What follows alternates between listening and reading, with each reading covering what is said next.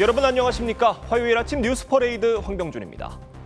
G7 정상회의 참석을 위해 출국한 이재명 대통령이 캐나다에 도착해 첫 정상외교 일정을 시작했습니다. 현지로 향하는 전용기 안에선 예정에 없던 기자회견을 열고 미국과의 관세 협상 문제와 민생 지원금 지급 방식, 김민석 국무총리 후보자 의혹 등에 대한 생각을 밝혔습니다. 캐나다 현지에서 서주민 기자가 보도합니다. 이재명 대통령이 김혜경 여사와 함께 전용기 안에서 기자들 앞에 섰습니다.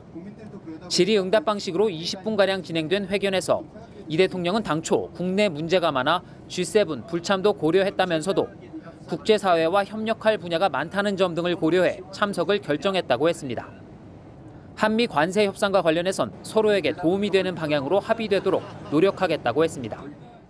최소한 다른 국가에 비해서 더 불리한 상황에 처하지 않게 하는 것 중요한 과제일 것입니다.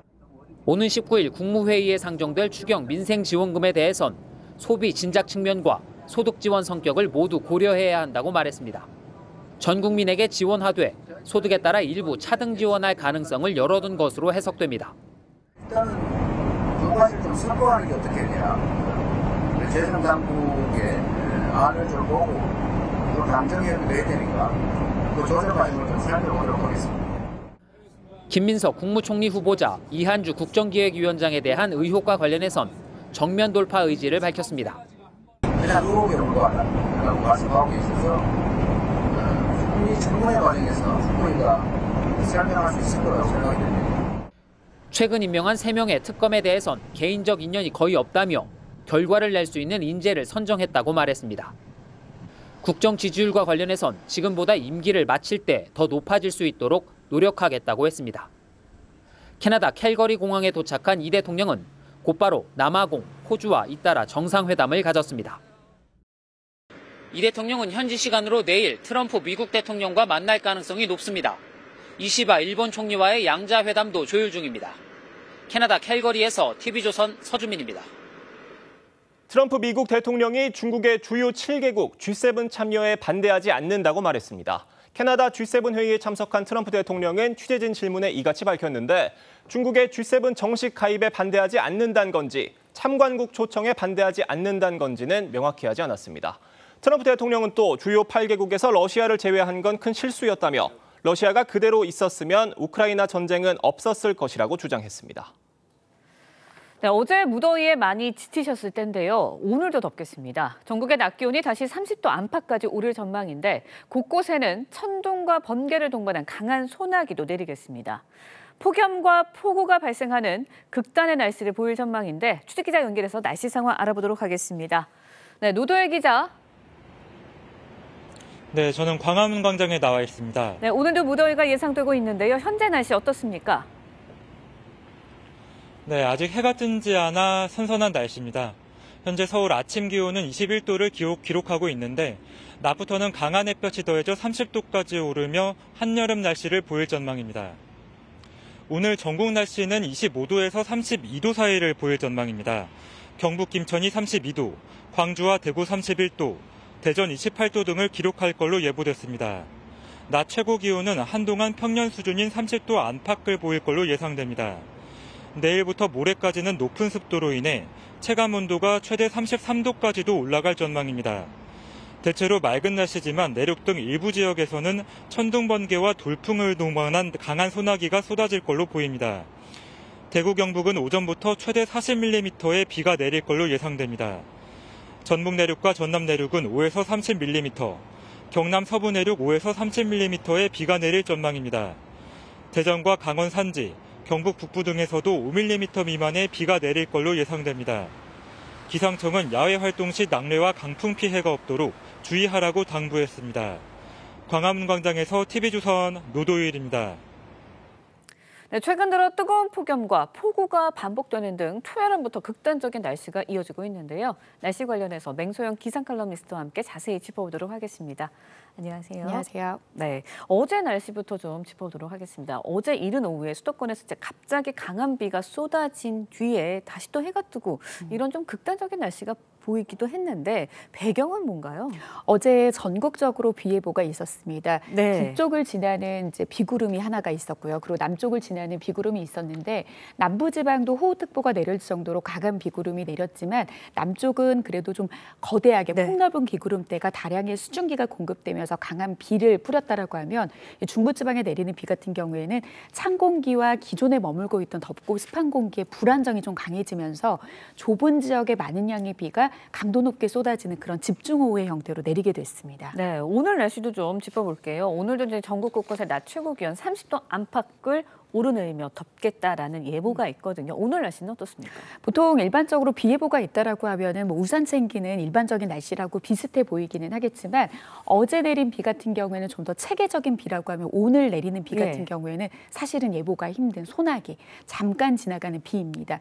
그러니까 전국이 덥고 습한 공기로 뒤덮인 가운데 마치 이제 동남아처럼 이렇게 낮 동안에는 더운 공기가 일사까지 더해지면서 기온이 높게 오르게 되면은 이 공기도 그 더운 열기를 해소를 해야 되거든요.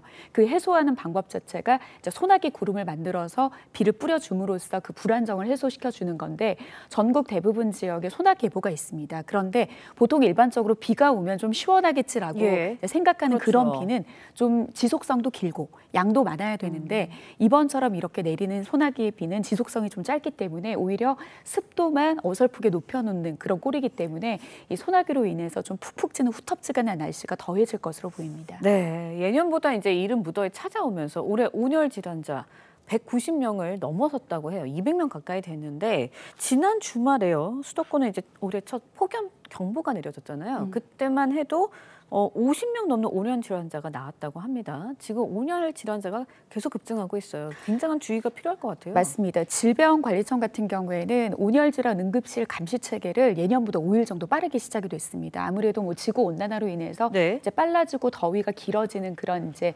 상황을 고려해서 온열 질환자를 조금 더 자세하게 더 중점적으로 관리하겠다라고 하는 건데 실제 2010년에 1000명대의 1년에 머물렀던 온열 질환자 수가 2020년대에는 근데 지난해 같은 경우는 물론 역대급이긴 했지만 거의 4,000명에 육박을 했습니다.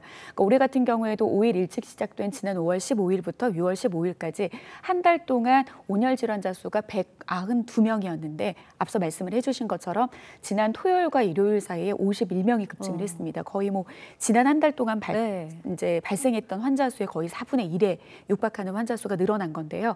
이제 본격적으로 여름에 접어들었기 때문에 덥기도 덥지만 푹푹 찌는 습도가 높은 더위로 인해서 온열 질환자 수는 증가폭도 증가지만 급증할 것으로 예상을 하고 있습니다. 네, 대비책이 좀 있을까요?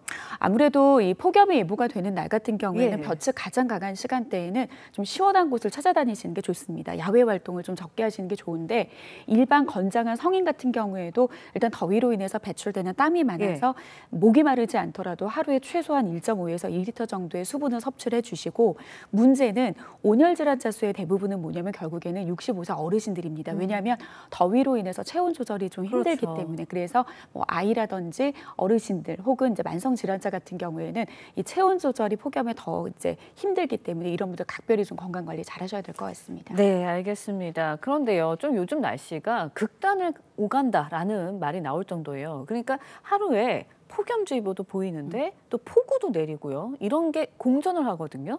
우리나라가 동남아 날씨가 됐다. 이런 얘기들이 굉장히 많이 나오는데 어떤 거예요?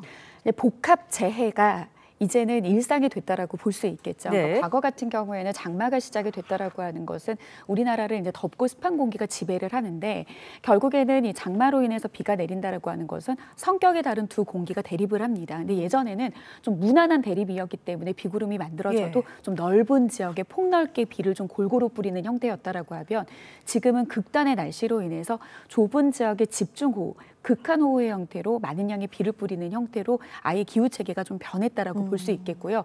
비가 오지 않은 지역 같은 경우에는 이 지구 온난화로 인해서 대기 중에 품을 수 있는 수증기량이 많아진 데다가 기온도 높아져 있기 때문에 옛날과는 강도가 다른 그런 이제 극심한 폭염이 더해지는 그런 상황이 이어질 수밖에 없는 거죠. 네, 올여름 이제 얼마나 더울지 이거에 대한 우려들도 참 많이 나오고 있는데 지난해처럼 열대야가 뭐 잦아질 가능성도 있다 이런 이야기도 있거든요. 실제로 어떻습니까? 충분하죠. 이제 낮 기온은 네. 일사로 인해서 깊게 30도가 높게 나타나는 날들은 이미 4월 달부터 흔하게 예. 나타나고 있지만 이제는 좀 열대야를 고려를 한다라고 하면 이제 밤 최저 기온이 어느 정도로 떨어지는지를 좀 봐야 되는데 특히 밤 기온이 떨어지지 않는 거에 기인하는 가장 큰 요인이 뭐냐면 습도입니다. 그러니까 결국에는 장마가 시작이 됐다라고 하는 것은 기온과 함께 높은 습도가 이제 나타난다라고 하는 건데 물론 이제 지난해에 비해서는 바다 온도가 그래도 그렇게 높지는 않기 예. 때문에 극심했던 지난해보다는 덜할 수는 있기는 하지만 평년 이맘때에 나타나야 될 날씨보다는 굉장히 더운 날씨가 밤낮으로 이어질 가능성이 굉장히 높습니다. 네. 여전히 바다 온도가 높고 삼면이 바다로 둘러싸인 네. 우리나라 같은 경우에는 이 해상으로 인한 수증기 영향을 많이 받기 때문에 뭐 지난해처럼 서울 같은 경우는 34일이 연장으로 이어지는 네. 이제 열대야 정도 수준까지는 아니더라도 올해도 좀 만만치 않은 폭염과 열대야에 대한 각별한 대비가 필요해 보입니다. 네, 이번에는요 장마 이야기도 해볼게요. 지난 주말이었습니다. 이제 서울이나 중부지방에도 장마가 올 거다 이런 이야기도 굉장히 많았는데 제주는 이른 장마가 시작이 됐지만 중부, 남부지방 아직 장마가 시작이 안 됐다고 해요. 공식적으로는 어떻게 전망하세요? 뭐 하늘에 내리는 비는 똑같죠. 네. 그런데 이제 뭐 예를 들면 제주도 같은 경우에는 6월 초부터 계속해서 지속적으로 거의 열흘 가까이 비가 내렸는데 6월 12일에 비에 좀 촉각을 곤두세웠던 이유가 뭐냐면 그 비는 장맛비였거든요. 그러니까 장맛비는 정체 전선상에서 내리는 비를 장맛비라고 일컫는데 물론 어제도 중부지방에 비가 내리기는 했지만 이 정체 전선상의 비가 아니다라고 했기 때문에 장맛비의 시작은 아닙니다. 이번 주 중반에 내리는 비는 소나기 형태고 네. 주 후반에 다시 정체 전선이 이제 다시 북상을 하면서 제주와 남부지방으로 이제 비가 다양한 그런 원인으로 인해서 내릴 가능성이 높습니다. 아직 기상청에서는 본격적으로 정체 전선이 이 남부나 중부지방까지 북상할 가능성을 내다보면서 뭐 장마의 시작이다라고 공식적으로 일컫지는 않았지만요. 워낙 올해 같은 경우에는 이제 정체 전선의 북상을 이제 야기시키는 그런 북태평양 고기압의 세력이 워낙 강하기 때문에 이번 주 후반에 이제 전국적으로 걸쳐서 비 예보가 걸쳐 있는 이 예보에 네. 이 정체 전선이 북상을 한다라고 하면 아마 남부지방과 중부지방도 장마의 시작될 가능성 굉장히 높고요. 만약에 이렇게 된다라고 하면 평년 이맘때 내려야 될 장맛비보다 한 5일이나 4일 정도 빠를 장맛비가 될 가능성이 높습니다. 네, 이번 여름 얼마나 더울지 이게 정말 관건이거든요. 어떻게 예상하세요? 물론 이제 이 더위에 대한 비교를 평년 이맘때로 볼 것인지 지난해로 볼 것인지에 따라 기준은 좀 다릅니다. 지난해의 폭염 같은 경우에는 우리나라 나타났던 1994년, 예. 2018년에 거의 버금가는 역대급의 폭염이었기 때문에 지난해와 비교를 했을 때는 좀 덜 덥습니다. 하지만 지구온난화의 추세로 봤을 때는 우리가 겪었던 여름보다는 분명히 더울 가능성이 굉장히 높은데요. 지난해 같은 경우에는 좀 더울 수밖에 없는 여러 가지 요인들이 좀 극적으로 겹쳤는데 올해 같은 경우에는 이제 열돔 현상으로 나타나는 티베트 고원지대에 눈 덮임이 좀 많습니다. 그렇게 되면은 햇빛을 흡수하는 양이 좀 줄어들기 때문에 지난해보다 덜할 가능성이 있고 그리고 바다 온도가 높다라고 하면은 바다에서 공급되는 수증기량이 많기 때문에 폭염도 좀 강하고 열대야도 강한데 지금 지난해보다는 바다 온도가 1, 2도 정도 좀 낮은 상황이기 때문에 지난해보다는 덜하기는 하지만 이맘때 우리가 겪는 여름 날씨보다는 분명히 덥다라는 거는 좀 인식을 하시고 좀 더위에 대한 대비를 잘 하셔야 될 것 같습니다. 네, 짧게 정리를 해보면 기온은 예년보다는 좀 낮을 수 있지만 어쨌든 습한 거는 맞는 것 같아요. 굉장히. 네, 복합재 이야기도 해볼게요. 앞서서도 좀 잠시 짚어주셨는데 올여름 극단적인 기상 상황 반복될 것으로 예상이 됩니다. 그러니까 복합적인 재해가 있을 거다 이런 예상이 계속되고 있는데 우리가 대비를 어떻게 할 수 있을까요? 일단은 기상청의 예보를 예전 같은 경우는 좀 롱텀에서 미리 한 2, 3일 전에 알았을 경우에 이제 대비를 해서 우리가 대처를 했는데 지금 같은 경우에는 이제 실시간으로 기상청에서 예보뿐만이 아니라 실시간으로 이제 발표하는 그런 정보들을 우리가 잘 습득을 해야 됩니다. 대표적인 게 호우 긴급 재난 문자 같은 경우거든요. 그런 경우는 대비가 아니라 대피를 해야 되는 그런 상황이기 때문에 다양하게 발표되는 기상 정보를 좀 잘 확인을 하셔야 될 것 같고요. 그리고 무엇보다도 이제 지난 3월 영남 지역 같은 경우에는 산불로 인해서 지금 소실된 산림들이 굉장히 많습니다. 이들 지역 같은 경우에는 우산이 될 수 있는 나뭇잎이 없는 상태에다가 이 흙을 잡아주는 뿌리까지 없는 상황이라서 산사태의 발생 위험도가 200배나 높은 상황이기 때문에 특별히 이제 그 주변 지역에 계신 분들은 한번 비가 내리더라도 적은 양의 비라도 산사태의 위험성이 높으니까요. 좀 주의를 하셔야 될 것 같고요. 일단은 이제 장기적인 예보와 더불어서 실시간으로 기상청에서 발표하는 정보 좀 귀 기울여 주셔야 될 것 같습니다. 네, 올 여름도 폭염, 폭우, 기승을 부릴 것이다라는 예상이 됩니다. 실시간으로 들어오는 기상 정보 귀 기울여서 잘 들으셔야 될 것 같네요. 지금까지 맹수영 기상칼럼니스트와 함께 이야기 나눠봤습니다. 오늘 말씀 고맙습니다.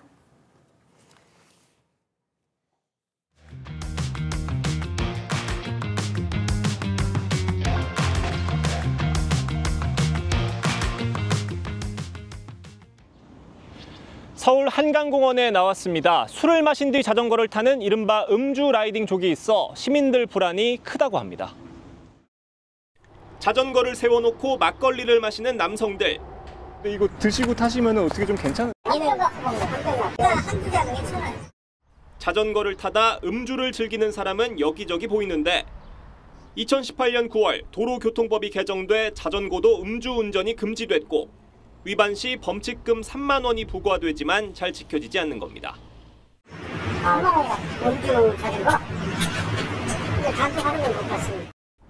자전거길 주변 산책에 나선 시민들은 불안합니다. 한강공원은 가족분들 단위로 많이 오기 때문에 왔을 때 어린 아이들도 피해 입을 수 있고 위험하고 좀 조심을 해야 될 것 같습니다. 하지만 단속은 쉽지 않습니다. 저희가 단속을 하더라도 일반인분들은 신분증 제시 자체를 안 해요. 저희가 강제로 보여달라고 할 수 있는 권한은 없어요, 법적으로. 한강공원에서 발생한 자전거 사고는 지난 5년간 매해 100건 안팎으로 발생하고 있습니다. 이 가운데 음주 라이딩 사고가 몇 건인지는 정확히 파악조차 되지 않습니다. 경찰 역시 관련 단속 건수를 별도 관리하지 않다 보니 통계도 없는 실정입니다. 이 때문에 관련 사고 예방을 개개인의 양심에 맡길 수밖에 없는 상황이란 지적도 나옵니다. 미비한 제도 속에 위험천만한 음주 라이딩은 계속되고 있습니다. 앵커가 간다였습니다. 네, 김민석 국무총리 후보자를 둘러싼 채무 논란이 수그러들지 않고 있습니다. 김 후보자의 해명에도 야당은 의혹이 해소되지 않았다며 자진 사퇴 압박에 나섰는데 오늘 인사청문 특위 첫 회의에서 청문 일정과 증인 채택을 놓고 여야의 충돌이 예상됩니다. 변정현 기자의 보도입니다. 김민석 국무총리 후보자에 대한 인사청문 특위 첫 회의가 오늘 열립니다. 위원회엔 민주당 의원 7명, 국민의힘 의원 5명, 조국혁신당 의원 1명이 참여하는데 첫 회의에선 향후 회의 일정과 증인, 참고인 채택 등을 논의할 계획입니다. 야당은 김 후보자 채무 논란과 관련해 채권자들과 배우자 등을 증인으로 불러 검증하겠다는 입장입니다. 김 후보자는 어제 SNS에 글을 올려 사적 채무와 변제 과정 의혹을 해명했습니다. 집 한 채 없이 아무리 불려잡아도 2억이 안 되는 재산에 무슨 비리가 틈타겠냐고 반박했습니다. 누가 질문하셨죠? 저기 야당에서 허위 차용증이라는 그런 허위나 확인되지 않은 용어를 쓰는 것을 주의하시는 것이 좋을 것 같습니다. 김 후보자 해명에도 야당은 여전히 의혹이 풀리지 않는다고 주장했습니다. 주진우 의원은 김 후보자가 애써 답을 피하고 있는 질문들이 있다며 돈을 빌려준 사람들은 7년째 채무 독촉을 안 하고 오히려 400만 원, 500만 원의 고액 후원금을 낸다. 진짜 빌린 것 맞냐고 물었습니다.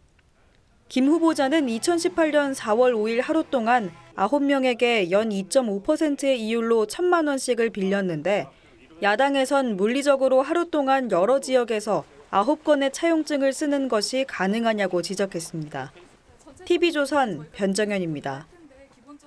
대선 패배에 따른 당 수습을 맡을 국민의힘 새 원내대표에 경북 출신 3선의 송원석 의원이 선출됐습니다.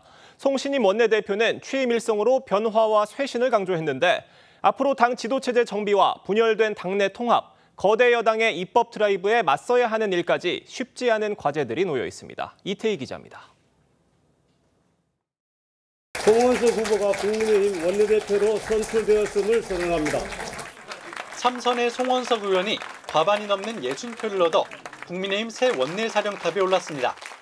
대선 패배 후 당 수습 과제를 안고 있는 만큼 송 신임 원내대표는 무거운 표정으로 변화와 쇄신을 강조했습니다. 정권을 잃은 야당이고 또 국회에서 절대 열세인 소수당입니다. 우리는 변화와 쇄신이 필요하고 TK 출신인 송 원내대표는 개파색은였지만 구주류의 지지를 받은 걸로 보입니다. 송 원내대표는 당대표 선출을 위한 조속한 전당대회 개최와 함께 쇄신을 이끌 혁신위원회 구성을 제안했습니다. 조속한 시일 내에 혁신위가 발족돼야 된다. 편향적으로 이렇게 알려져 있는 분들은 이번 인선에서는 가급적이면 앞서 김용태 비상대책위원장이 요구한 5대 개혁안에 대한 당원 여론조사 실시에 대해선 개혁안엔 공감한다면서도 수용 여부는 혁신위에서 논의해야 한다고 했습니다. 실시해 주신다면 그리고 개혁을 중단 없이 이어갈 의지를 보여주신다면 결과 관계없이 사퇴하겠다는 말씀을 드리겠습니다. 송 원내대표는 비대위원장 임기는 6월 30일까지라며 김 위원장 임기를 연장하는 안에 대해선 선을 그었습니다. 이달 말 예정대로 김 위원장의 임기가 끝나면 송 원내대표의 당대표 대행 체제로 8월 전당대회를 치를 가능성이 높습니다. TV조선 이태희입니다. 김용현 전 장관이 법원의 조건부 보석 결정에 강하게 반발했습니다. 오는 26일이면 구속기간 만료로 풀려날 텐데 법원이 사건 관계자들과 접촉을 금지하는 등 조건을 내걸었다는 이유 때문입니다. 김 전 장관은 보석 보증금을 내지 않고 앞으로 열흘 동안 구치소에서 나오지 않을 전망입니다. 송무빈 기자입니다.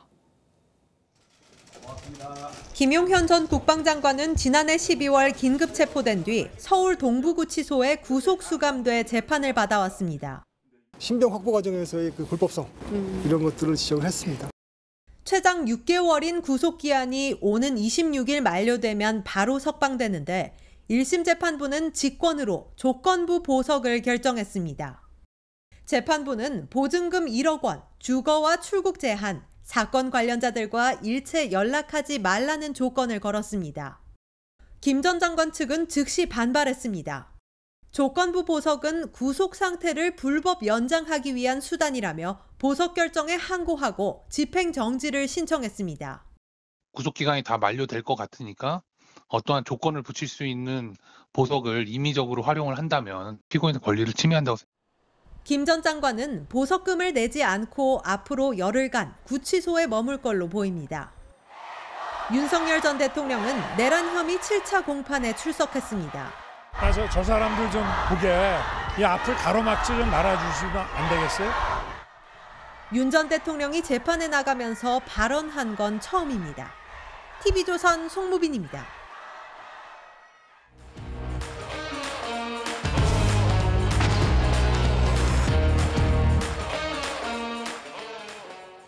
정치권 소식 짚어보겠습니다. 아침의 맞수 시간입니다. 김상일 전 민주당 대변인, 최병묵 정치평론가, 최진영 변호사, 장현주 변호사 나오셨습니다.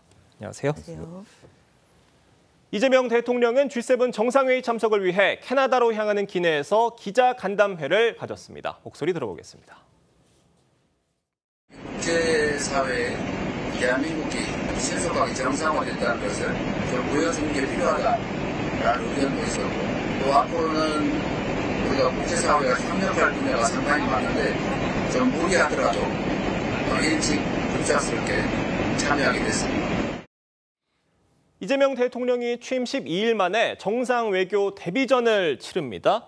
이번 G7 정상회의에서 어떤 성과를 가지고 돌아올지 관심인데 좀 어떻게 전망하세요? 글쎄요, 뭐 조급하게 성과를 내는 그런 조급함을 보이는 것보다는 기본적으로 대한민국이 K민주주의에 의해서 어려움을 겪고 민주주의의 회복성, 강한 회복성을 보여준 그런 모습을 보여주는 것만으로도 저는 전 세계에 보여주는 의미가 있다. 그것이 또 성과가 될 수 있다. 오히려 조급하게 무언가를 하려고 하다가 논란을 만드는 것보다 그런 모습의 기사들이 많이 나왔으면 좋겠다. 그래서 이렇게 건강한 민주주의 속에서 대한민국이 정상화됐다. 그리고 정상 외교도 정상적으로 복원됐다. 이것을 보여주는 것만으로도 충분하다. 이런 생각이 듭니다.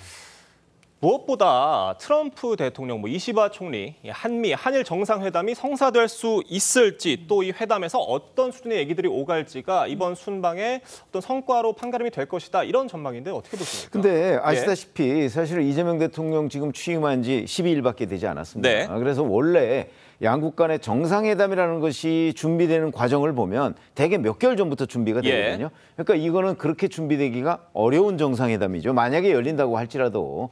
그리고 이게 기본적으로는 양자가 아니고 다자 정상회의입니다.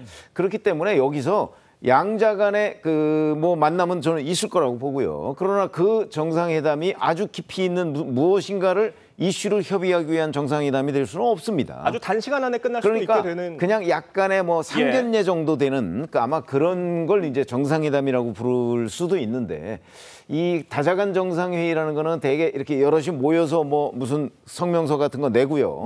그다음에 양자는 그야말로 그 서로 인사 정도 하는. 그러니까 지금 김상일 평론가 얘기하셨듯이 이 대한민국이 계엄 사태 이후에 뭐 이렇게 정상화돼서 그 증거로서 내가 여기 나타났다 하는 정도.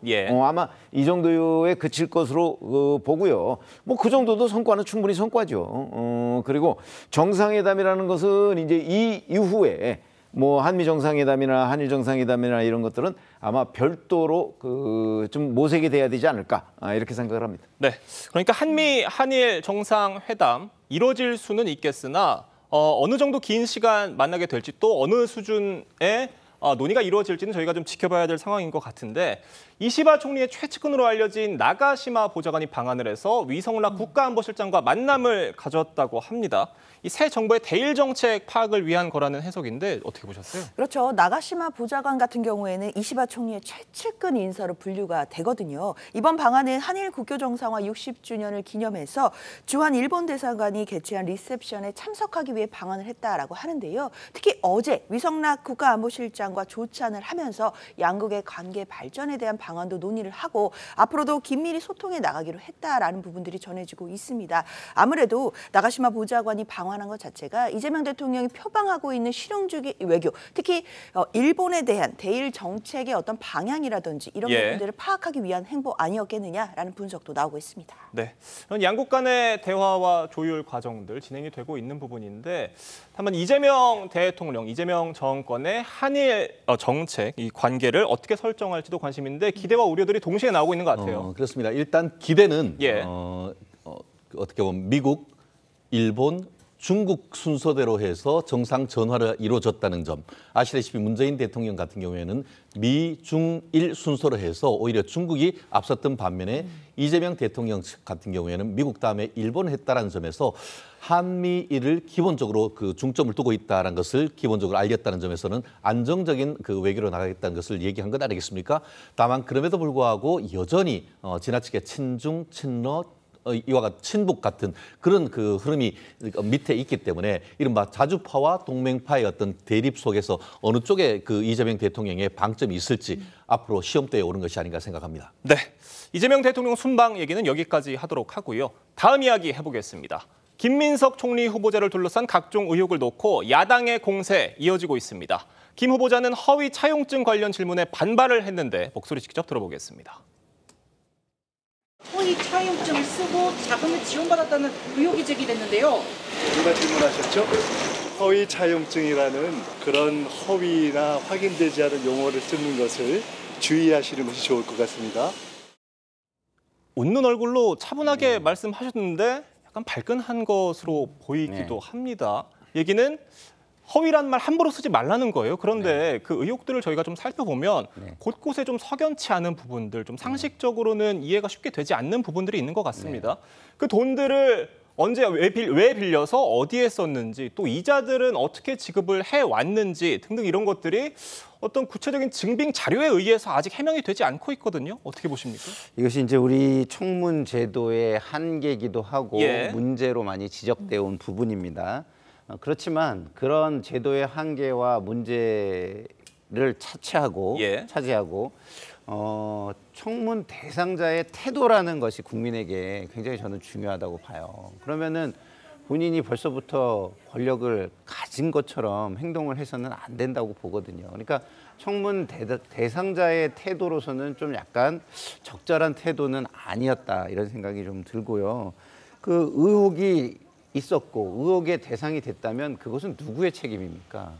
그 의혹을 궁금해하는 국민의 책임이나 그것을 검증해야 되는 검증자들의 책임은 아니잖아요. 그렇기 때문에 그런 부분에 대해서는 좀 태도를 조금 겸손하게 하고 최선을 다해서 의혹을 풀려고 하는 모습을 보여주는 게 굉장히 중요하다. 그리고 그 도덕성 외에도 정책적인 능력이나 이런 거를 플러스하고 마이너스 해가지고 초대 총리라는 점을 감안할 때 제가 볼 때는 통과를 할 가능성이 더 높다고 저는 개인적으로 보거든요. 그렇기 때문에 더더군다나 태도를 조금 잘할 필요가 있다 이런 말씀을 드리고 싶습니다. 네.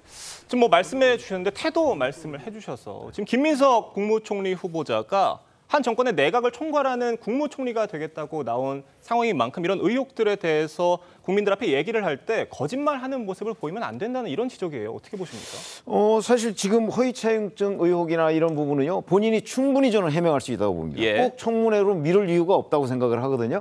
그런데 지금 그 본격적인 해명이 2번이 있었어요. 근데 그 2번의 해명을 보면 오히려 의혹이 더 증폭됐지 뭐 설명이 되지를 않아요. 그런 거 봐서는 허위 차용증 의혹에 대해서 본인이 발끈을 했는데 그게 오히려 국민의힘 주진우 의원이 제기하는 허위 의혹에 대해서 일반 국민들은 저게 더 설득력이 있어라고 지금 판단을 하고 있는 것으로 보이고 저도 그렇습니다. 그래서 예. 저걸 뒤집으려면 본인이 어떻게 차용증을 썼는지, 그다음에 이거를 어떻게 받았는지 1,000만 원씩 9명한테 같은 날 받았다는 거 아니겠어요? 예. 근데 그런 것들이 잘 납득이 안 돼요. 그러니까 왜 본인이 설명을 제대로 못하면서 자꾸 발끈하기만 하느냐 하는 부분은 제가 보건대는 글쎄 뭐 나중에 국회에서 그 표결을 할 때 뭐 국민의 민주당이 워낙 압도적이니까 어떻게 될지 모르겠으나 저런 의혹 때문에 이제 이른바 정치적 부담은 점점 더 커갈 가능성이 많기 때문에 조금 진정 과정을 한번 지켜보시죠. 네, 지금 말씀해 주신 것처럼 뭐 차용증을 9명에게 다 써줬는데 그걸 또 언제 어디서 어떻게 썼는지 또 이자 지금 뭐 계좌로 했는지 가서 냈는지 이런 부분들에 대한 해명들이 아직 구체적으로 이루어지지 않고 있거든요. 법조인 시각에서 보시기 어떻습니까? 그렇죠. 아마 그런 부분들은 청문회 과정을 통해서 김민석 후보자가 또 객관적인 자료를 제출해서 해명할 부분이 있다라고 저는 생각을 합니다. 예. 일단 SNS라든지 또는 뭐 기자들의 질의응답에 대해서 답변하는 과정에서 해명하는 것이 좀 한계가 있다라는 생각이 들고요. 뭐 그렇기 때문에 청문회 절차가 있는 것이고 관련된 자료들을 또 국민의 눈높이에서 해명할 수 있는 납득하실 수 있는 자료들을 낸다라고 한다면 저는 얼마든지 청문회 과정에서 관련된 의혹들을 설명할 수 있다고 생각합니다. 지금 뭐 국민의힘에서 여러 가지 의혹들을 제기하고 있지만 아직까지는 확인되지 않은 의혹 제기일 뿐인 것이고요. 김민석 후보자가 관련돼서 해명을 하겠다라는 의지를 표현하고 있기 때문에 청문회 과정에서 어떤 자료를 내놓고 또 후보자의 입으로 직접 어떤 해명을 할지 저는 들어보고 판단해도 늦지 않다고 생각합니다. 네. 청문회를 앞두고 김 후보자를 둘러싼 여야 간 공방이 연일 격화되고 있는데 어떤 얘기 나왔는지 들어보겠습니다. 강 씨는 김민석 후보자의 스폰서를 넘어 김민석과 정치적 자웅동체입니다. 김민석 후보자는 총리직을 자진 사퇴할 것을 촉구합니다. 이쯤 되면 인사검증이 아니라 이재명 정부를 시작부터 발목 잡겠다는 의도의 정치 공작으로 볼 수밖에 없습니다. 야당의 주장은 결국 이겁니다. 지금 민주당에서는 김민석 총리 후보자와 이런 그 여러 가지 거래들에 대해서 사인 간의 채무라는 설명이지만 결국 지금 국민의힘에서 얘기하는 거는 그 어떤 모든 거래들의 배경에 강모 씨가 있고 그 강모 씨가 수년 전에 과거에 김민석 총리에게 불법 정치 자금을 건넨 그 인물이다 이 얘기예요. 그렇습니다. 그 강모 씨와 함께 지금 그 총리 후보자님 같은 경우에는 2002년 서울시장 선거와 관련된 SK 그룹의 2억 원 정치 헌금 문제와 관련해 가지고 또 해명을 하고 있는데요.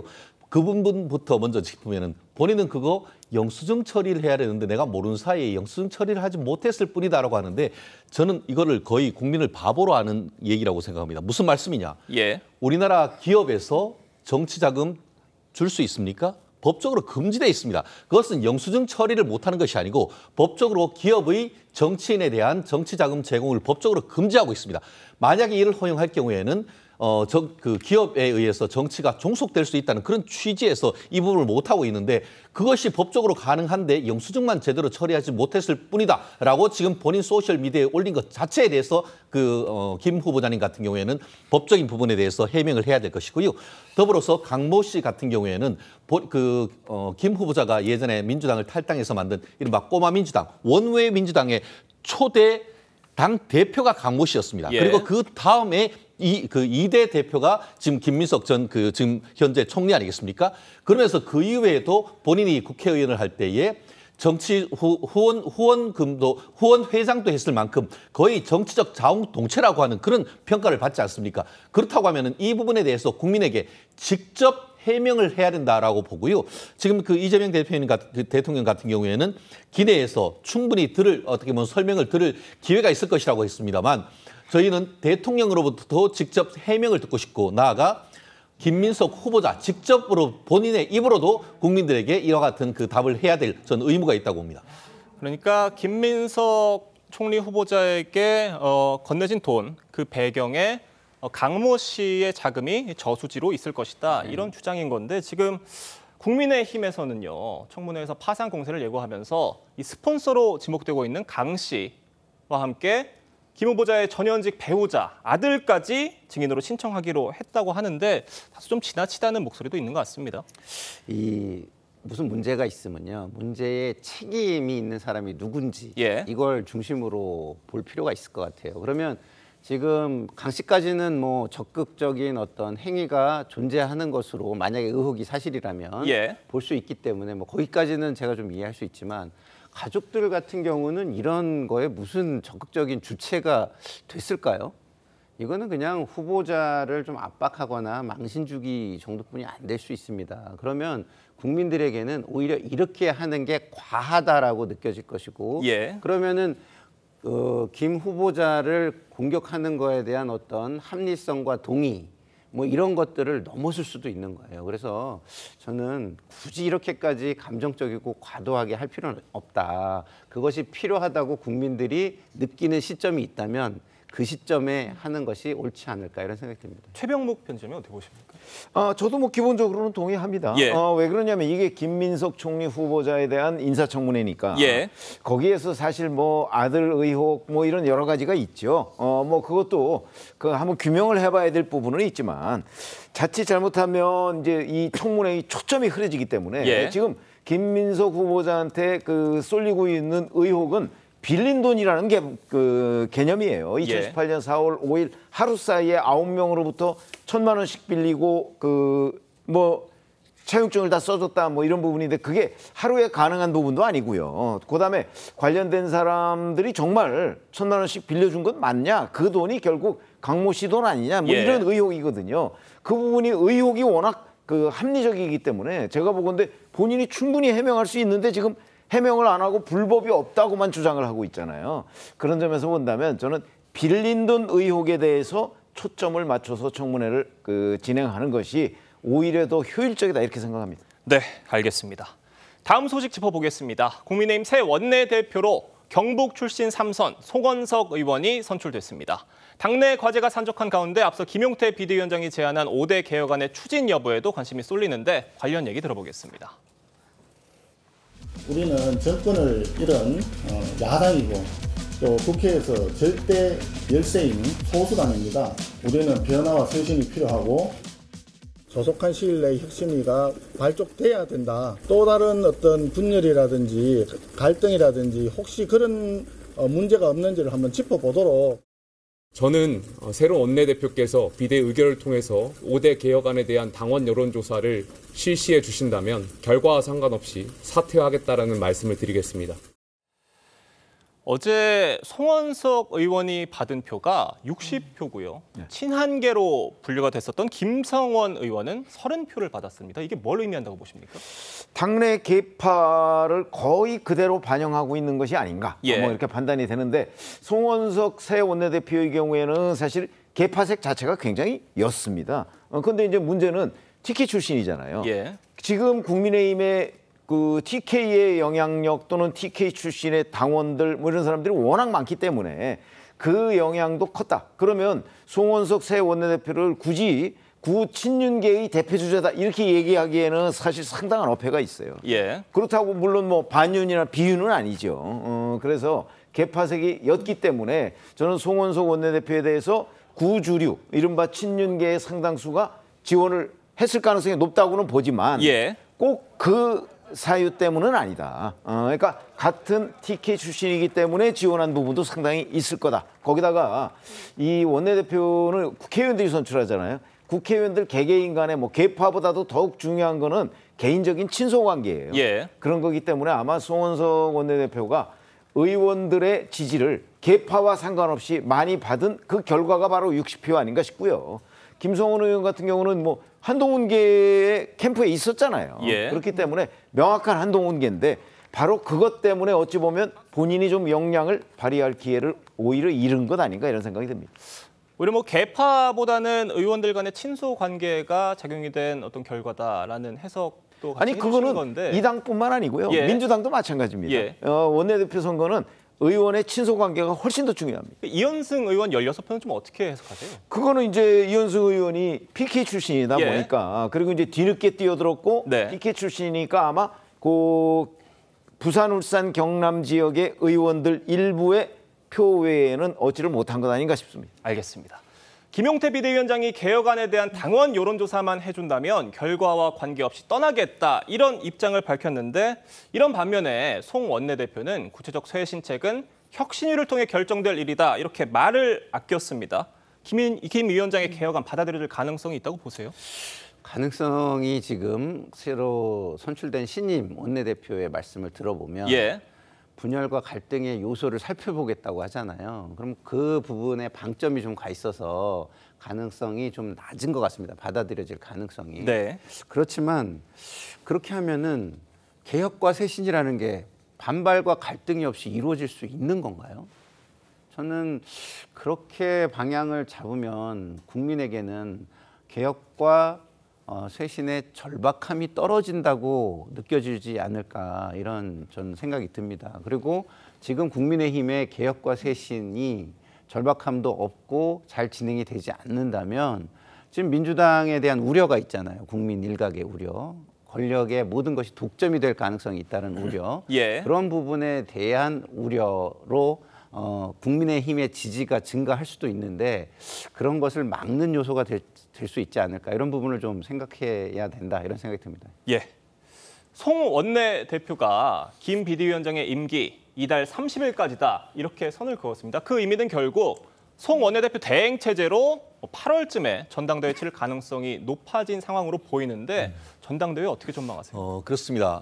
결국 그 송 원내대표 후보자인 시절에는 인터뷰를 통해 가지고 그 비대위원장 임기가 6월 말까지니까 그런데 이제 8월이나 9월 초에 이 전당대회를 할 경우 한 2달 정도 되는 기간 이 새로운 비대위원장을 세우기도 만만치 않다 이런 얘기를 하면서 사실상 그 김용태 비대위원장의 임기 연장 쪽에 방점을 두는 듯한 얘기를 했었는데 어제 당선되자마자 얘기했던 일성은 6월 말까지 이제 비대위원장 임기는 끝나는 것이고 그러면 새로운 비대위원으로 가기보다는 혁신위를 통해 가지고 결국 전당대회 사이에 어떤 징검다리를 놓겠다 이런 취지로 얘기를 하고 있단 말이에요. 그렇기 때문에 다만 이제 조기 전당대회는 한다고 했기 때문에 그 조기 전당대회가 8월이냐 9월이냐 이 정도의 문제인 것이지 결국은 그 사이에서는 본인이 원내대표 겸 비대위원장 직무 대행을 맡으면서 실질적인 어떤 권한은 혁신위를 통해 가지고 징검다리를 하고 8월 말 내지 9월 초에 전당대회를 하는 식으로 해서 실질적인 당대표를 뽑는 그러한 로드맵을 세운 것이 아닌가 추측해 봅니다. 알겠습니다. 저희가 이 소식도 짧게 짚어보겠습니다. 문재인 전 대통령의 뇌물수수 혐의 재판이 오늘부터 시작됩니다. 앞서 문 전 대통령은 거주지에서 가까운 관할 법원인 울산지법에서 재판을 열어줄 걸 요청한 상태인데 오늘 결정이 될 것으로 보십니까?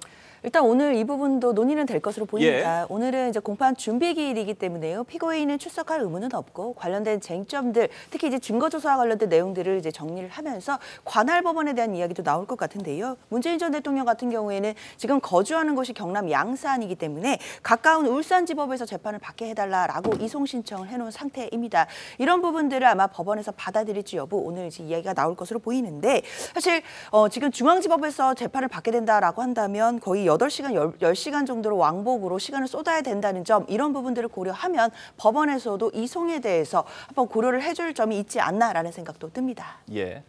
근데 만약 서울중앙지법에서 재판이 계속 진행이 될 경우에 문 전 대통령과 윤 전 대통령이 서로 마주치는 장면이 발생하는 거 아니냐 이런 관측도 있어요. 어떻게 보세요? 현실적으로 가능성이 높지는 않습니다. 예. 물론 이제 만약에 중앙지법에서 재판이 계속 열리게 된다라고 한다면 417호 대법정에서 열릴 가능성이 높은데요. 아무래도 경호 문제나 이런 부분 때문입니다. 그런데 윤석열 전 대통령도 417호 법정에서 매주 월요일마다 재판을 받고 있는데 아마 같은 날 재판이 계속될 가능성이 높지는 않기 때문에 두 전직 대통령이 뭐 재판정에서 마주칠 가능성이 현실적으로 높지는 않다라고 말씀드려야겠습니다. 알겠습니다. 오늘 네 분 말씀은 여기까지 듣겠습니다. 감사합니다.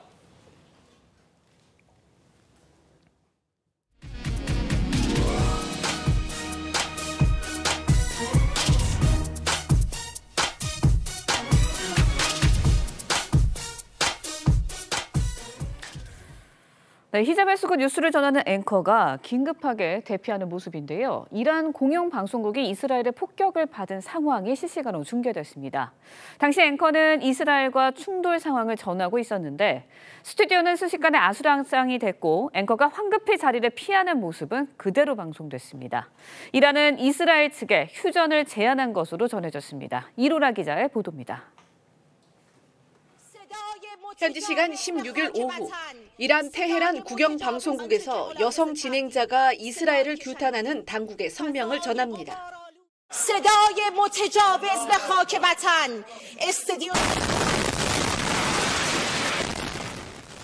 잠시 뒤 폭발음과 함께 카메라가 흔들리고 놀란 진행자는 급하게 자리를 피합니다. 이란 공영방송국이 이스라엘 공습을 받은 건데 이스라엘군은 이란군과 연계된 전략통신센터를 정밀 타격했다며 이란의 선전, 선동 확성기가 곧 사라질 것이라고 했습니다. 양국 간 무력 공방이 닷새째 이어진 가운데 이스라엘은 이란의 지대지 미사일 발사대 120대 등 이란 발사대의 약 3분의 1을 파괴했다고 주장했습니다. 네타냐후 이스라엘 총리는 이란의 최고 지도자 하메네이 제거 의지를 공개적으로 내비쳤습니다. It's not going to escalate the conflict. It's going to end the conflict. 이란은 상호 공격 중단과 핵 협상 재개를 원한다는 메시지를 제3국을 통해 이스라엘과 미국에 다급히 전했다고 월스트리트 저널이 보도했습니다. 트럼프 미국 대통령도 이란이 협상장에 돌아와야 한다고 촉구했는데 이스라엘이 어떤 반응을 보일지 주목됩니다. TV조선 이루라입니다. 네, 미국 유타주 솔트레이크시티의 축제에서 10대 소년이 총격을 가해 8개월 영아를 비롯해 3명이 숨졌습니다. 현지 시간 16일 밤 9시 20분쯤 축제 도중 말싸움이 벌어졌는데 한 무리에 있던 16살 소년이 총을 꺼내 발사했습니다. 현장에 있던 경찰이 이 소년을 향해 즉시 총을 쐈지만 맞히지 못했고 그 직후 소년이 쏜 5발의 총탄에 맞아 희생자가 발생했습니다. 경찰은 해당 소년을 체포해 조사 중입니다. 네, 프랑스에서 최고 등급의 문화예술 공로 훈장을 받은 소프라노 조수미 씨가 공식 석상에 섰습니다. 훈장을 받은 것은 개인이 아닌 대한민국의 영광이라는 소감을 밝혔는데 젊은 세대 활동을 지원하겠다는 포부를 밝히기도 했습니다. 박소영 기자의 보도입니다. 메달이 달린 프랑스 코망되르 훈장을 목에 건 조수미 씨가 환하게 미소 짓습니다. 코망되르 훈장은 프랑스 정부가 문화예술 분야에서 탁월한 공을 세운 사람에게 수여하는 것으로 조수미는 지난달 한국인으로는 3번째로 이 훈장을 받았습니다. 이 훈장은 저만의 영광이 아니라 대한민국의 영광이기 때문에 여러분과 함께하기 위해서 감사하다는 마음으로 제가 이렇게 걸고 왔습니다. 훈장을 전달한 한국계 프랑스인 플레르 펠르랭 전 문화장관은 앞서 조수미가 국경을 넘어 아름다움을 전파함으로써 문화의 보편성과 예술을 통한 형제애를 구현했다고 평가했습니다. 조수미는 이번 수훈을 계기로 젊은 세대의 활동을 전폭 지원하겠다는 각오를 밝혔습니다. 프랑스 루아르에서 자신의 이름을 딴 국제 성악 콩쿠르를 연 것도 이런 이유입니다. 2년마다 한 번씩 열리는데 저는 제가 이 세상을 떠나더라도 조수미 컴피티션은 영원할 수 있도록 제가 그렇게 만들어 놓을 거고요. 조수미는 1986년 이탈리아에서 오페라 리골레토의 질다 역으로 데뷔한 이후 약 40년간 국제무대에서 활약해왔습니다. 오는 22일에는 제1회 조수미 콩쿠르 입상자들과 함께 국내 무대에 섭니다. TV조선 박소영입니다.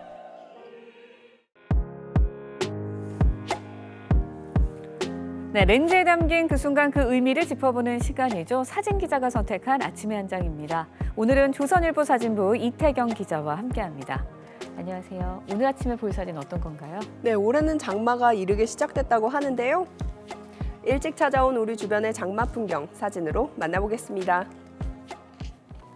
제주 서귀포시인데요. 도라르방 주변으로 사람들이 비를 피하는 모습입니다. 제주는 수국이 한창인데요. 활짝 핀 수국길 사이로 우산을 쓴 사람들이 걸어갑니다. 부산에는 비가 오면서 해무가 낮게 깔렸습니다. 얼마 전까지는 일광욕을 즐기는 사람들로 가득했던 해변입니다. 네, 장마가 빨리 찾아올 것으로 예상되는 만큼 대비도 잘해야 될 것 같네요. 네, 그렇습니다. 각 지역마다 장마 대비 현장 점검도 한창인데요. 장마 대비 차수막 설치 점검이 이루어지는 등 이른 장마에 대비하는 모습을 볼 수 있습니다. 각 가정에서도 집 안팎을 꼼꼼히 점검하고 배수 관리에 세심한 신경을 기울여야 합니다. 비가 많이 올 경우 침수 피해가 발생할 수 있기 때문에 이에 대한 대비도 필요합니다. 네, 본격 여름이 시작됐습니다. 철저히 준비해서 큰 피해 없는 장마 보내셨으면 좋겠습니다. 지금까지 아침 한 장이었습니다. 먹구름이 차츰 걷히고 습도 높은 무더위가 나타나겠습니다. 어제 한낮에 25.1도에 머물던 서울의 낮 기온이 오늘 29도까지 오르겠고요. 목요일까지 기온은 더 오름세를 보이겠습니다. 다만 대기가 불안정해지면서 곳곳에 소나기 구름이 지나겠는데요. 양은 5에서 많게는 40mm가 내리겠고 돌풍과 벼락을 동반해 요란하게 지나겠습니다. 아침 출근길 수도권을 중심으로 짙은 안개에 유의해야겠습니다. 특히 인천과 경기 서해안을 따라서 가시거리 200m 미만으로 시야가 답답하겠습니다. 오후까지 강원 산지와 경북 북동 산지에는 초속 15에서 20m 안팎의 강한 바람이 불겠습니다. 자세한 한낮 기온 살펴보시면 서울과 광주 29도, 청주 30도, 대구 31도까지 치솟겠습니다. 주 후반에는 또 한 차례 비 예보가 들어있습니다. 오늘의 날씨 박선민입니다. 이상으로 화요일 뉴스 퍼레이드 마칩니다. 네, 저희는 내일 아침 7시 30분에 다시 찾아뵙겠습니다. 시청해주신 여러분 고맙습니다.